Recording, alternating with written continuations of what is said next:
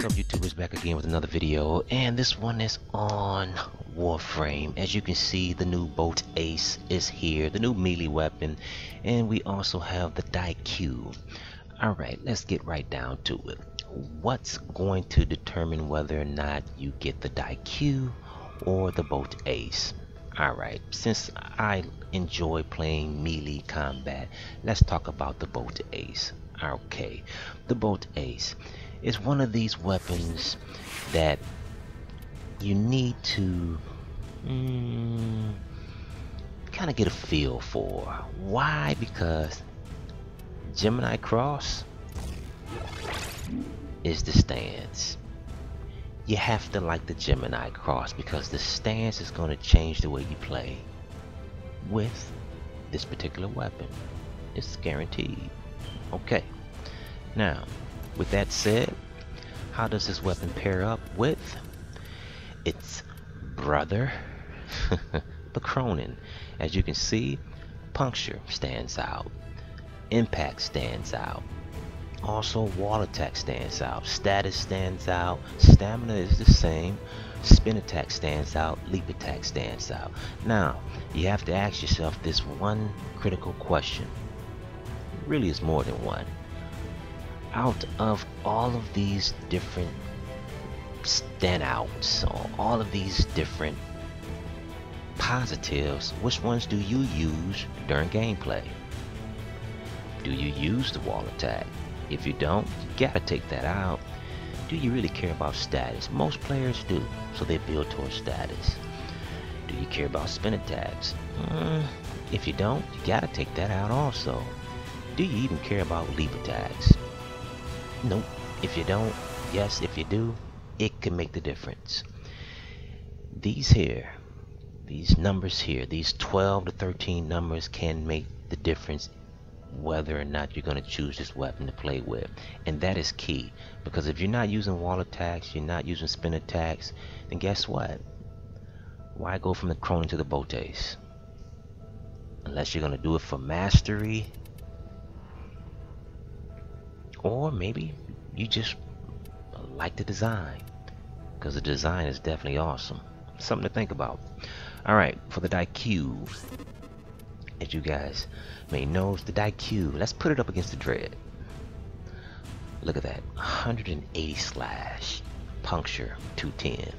Now, most of us know that puncture, impact, and slash, but I like to call it the IPS, and sometimes I like to consider that these three directions don't matter, because you can take this weapon up against any faction and still get the job done. You just will get the job done more effectively when you play into what the weapon was made for.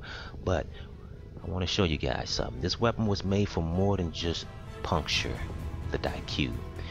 It also was made to create a high amount of status. And guess what? It also was made for these other things. But why get the Dread, or why get the Daikyu? The Daikyu is like this. It's like all the other weapons, the bow weapons that is. The difference is it's charged. The other bow weapons, such as the Dread, the Paris Prime, you're able to release as many arrows as possible that you actually have in your arsenal. With the Daikyu, you can't do that.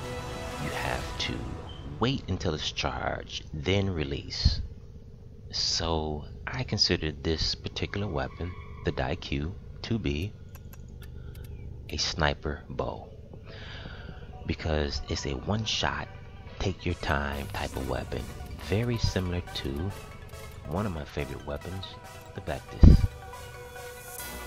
You get one shot and get a load of the Vectis.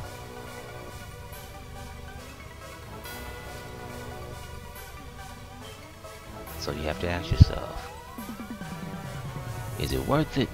For me, I like it because it separates itself from all the other bows. For others, they may hate this weapon simply because it's going to take patience It's going to take a little bit more time to aim down the sight and choose your target properly. If not, you're going to miss, and it can cost you your life or those you are in with the group with. Well, with that said, hopefully you guys enjoyed this video. Just wanted to give some of the players out there some insight on how to choose weapons and how to play with weapons. Just remember that it's not always about just the stats. It's about your skill, and it's about playing into the weapon. Once again, the Boltace is a prime example. If you're not performing some of these different capabilities of what this weapon was made for, then are you really getting all that you need to be getting out of that weapon? Just think about it.